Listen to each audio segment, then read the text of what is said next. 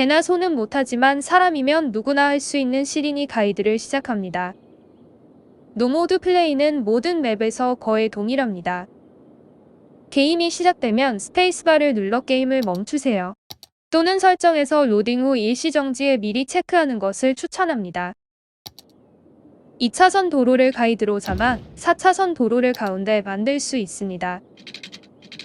4차선 도로를 고속도로에 연결하는데 곡선 배치나 자유 배치 도로를 이용하면 더 편리합니다. 느낌표 도구는 도로 업그레이드 도구이지만 일방 통행 도로의 방향을 바꾸는 데도 사용합니다. 페이지 업, 페이지 다운 키를 사용하면 고가나 지하도를 만들 수 있습니다. 지금은 고가나 지하도로는 필요하지 않으니 마을을 만들 위치까지 4차선 도로를 만듭니다. 도로를 만들 때 특정 간격마다 보이는 긴 선이 세그먼트 가이드입니다. 도로 위에 원형 표시를 노드라고 부르며 이 노드에서 가이드선이 표시되어 도로를 만드는 데 도움을 받을 수 있습니다. 그리고 스냅 기능도 이용할 수 있습니다. 스냅 기능은 도구 메뉴에서 원하는 기능들을 끄거나 활성화할 수 있으며 모드 토글과 도로 안내선 토글은 자주 사용하므로 단축키로 지정하면 편리합니다. 이 영상에서 하나의 블록 비율은 세그먼트로 2:1 비율입니다. 아주 작은 마을에서는 거주지용 블록을 6개, 상업용 블록을 2개, 공업용 블록을 2개 만들어주고 구역 지정을 통해 색을 칠해줍니다. 공업구역과 거주지 사이에 상업구역을 만든 것은 공업구역이 공해를 만들기 때문에 상업구역을 완충지대로 쓰기 위해서입니다.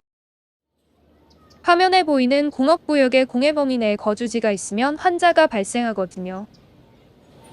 또한 건물이 가지고 있는 전력 범위 때문에 전력을 전달받으려면 구역을 빈 공간으로 둘 수 없는 이유도 있습니다.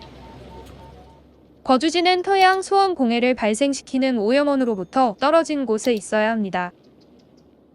각 구역이 서로 멀면 도로에 사용된 비용 때문에 예산이 부족해져 다른 서비스 건물에 설치를 못할 수 있으므로 주의해야 합니다. 예산을 도로에 너무 사용했다면 풍력발전을 사용해야 할 수도 있습니다. 풍력발전은 맵의 어두운 곳에서만 전기 생산이 원활하므로 예산 문제가 없다면 석탄발전소를 사용하세요. 그리고 송전탑을 도로에 가깝게 설치하고 송전탑을 주거구역까지 연결합니다. 상하수도를 설치하기 위해 상하수도 건물을 선택하면 물의 흐름을 볼 수 있습니다. 하수도는 하류에, 상수도는 상류에 배치하는 것이 좋지만 유속이 너무 느리거나 없으면 상수도는 수탑을 통해 물을 공급하는 것이 좋습니다. 단 수탑이나 취수시설은 오염되지 않은 물이나 땅에 설치해야 합니다. 상하수도 시설을 설치한 후 파이프로 시설을 연결하고 파이프를 각각의 구역에 설치합니다. 상하수도 시설에 전력이 제대로 공급되는지도 확인해 줍니다. 구역 설정과 전력, 상하수도가 완비되면 플레이를 시작합니다.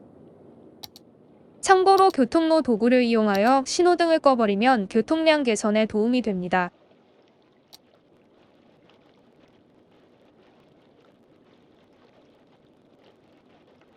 아주 작은 마을을 달성하고 이제 살기 좋은 마을을 시작합니다. 우선 원활한 도시 운영을 위해서 세금을 12%까지 올려줍니다. 이제부터는 쓰레기가 배출되므로 이를 처리할 수 있는 시설이 필요한데 DLC 유무에 따라 사용할 수 있는 시설의 종류가 달라지므로 지금은 매립지를 사용하겠습니다. 병원과 초등학교를 지을 수 있지만 초반에는 둘 다 무시하고 도로와 건물을 올리는데 더 집중을 합니다. 상수도 시설을 공단 옆 또는 오염된 수원 가까이 두면 수질오염이 발생하는데 시민들이 급사하는 원인이 되기도 합니다. 그래서 상수도가 오염되지 않도록 오염원에서 멀리 배치하는 것이 초반 병원에 투자할 돈을 아끼는 방법이 됩니다. 이제 살기 좋은 마을까지 인구를 올리도록 하죠. 구역을 추가할 때는 수요 그래프를 참고하여 부족한 영역을 추가하면 됩니다. 순서대로 거주지, 상가, 산업입니다. 살기 좋은 마을을 달성했습니다. 경찰서와 소방서를 설치할 수 있는데 병원과 달리 이 두 가지 건물은 반드시 설치해야 합니다. 만약 예산이 부족해 하나만 설치할 수 있다면 경찰서만큼은 반드시 설치해야 합니다. 화재는 전소되면 끝나지만 범죄는 사라지지 않기 때문이죠. 예산이 부족하면 대출을 받을 수 있는데 살기 좋은 마을을 달성하면 두 가지의 대출을 받을 수 있습니다. 대출은 재정이 좋아지면 조기 상환도 가능합니다. 때마침 돈이 부족하니 하나 땡겨줍니다. 작은 동네까지 달려갑니다. 작은 동네에 도달했습니다. 이제 공원을 설치할 수 있고 구경도 할 수 있습니다. 우선 영역을 확장하여 상하수도부터 재설계하겠습니다. 영역은 특정 도시 단계마다 하나씩 구입할 수 있고 바닐라는 총 9개의 타일을 구매할 수 있습니다. 그리고 상하수도 파이프라인의 재설계는 취향의 문제입니다. 바닐라 하수도는 DLC가 없다면 수질 오염의 문제를 가지고 있습니다. 스팀 워크샵의 에셀 사용을 권장하지만 바닐라만의 해결 방법도 있습니다. 조경도구에서 가장 깊은 수로를 사용하여 하수를 처리하는 방법이죠. 수로를 설치하고 수로에 하수구를 설치합니다. 그리고 수로에 하수가 어느 정도 찰 때까지 기다립니다. 하수가 어느 정도 차면 취수장을 설치합니다. 취수장은 하루만 동작시킨 후 꺼버립니다. SC나 DLC를 사용하는 게 더 편할 겁니다. 수도나 전력의 용량이 부족하고 돈도 없는 경우 예산을 늘려 전력을 더 생산하도록 할 수 있습니다.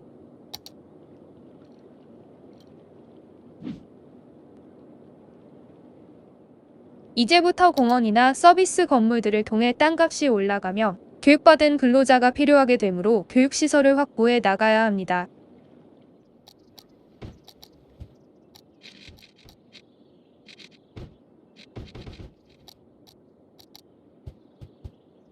주목받는 동네에 도달했지만 마냥 깊은 것이 아닙니다. 시스타에서 악명이 높은 교통과 필적하는 난도의 데스웨이브의 주범, 시체가 나오기 시작합니다. 나중에 화장터만 많이 설치하면 데스웨이브는 큰 문제가 안 되지만 눈에 보이는 그래프의 열량 때문에 시설을 늘릴 생각을 잘하지 않게 되는 것이 문제입니다. 화장터가 해금되면 인구 1만 명당 2개 이상, 아니 3개를 박는다 생각하면 됩니다. 지금은 사용 가능한 공동묘지를 적당한 곳에 설치해줍니다. 거주지를 오염시설과 떨구어도 환자가 나오는 경우에는 의료시설을 추가해줘야 합니다. 동비는 동네를 위해 전력, 상하수도, 쓰레기 등 시설 부족에 주의하며 플레이합니다.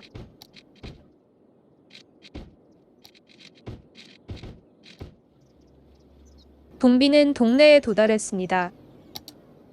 이제 큰 병원과 소방본부, 경찰본부 등을 사용할 수 있지만 예산이 너무 부족해서 당장은 못 쓸 것 같습니다. 그리고 다음 단계에서 고밀도 구역이 해제되는데 고밀도 상업구역과 사무구역은 모두 교육된 근로자가 필요하기 때문에 이번에는 반드시 교육시설을 최대한 확보해야 합니다. DLC를 사용할 경우 대안학교들이 있는데 이 학교들은 일반 학교보다 졸업 속도가 빠르다고 하니 참고하면 되겠습니다.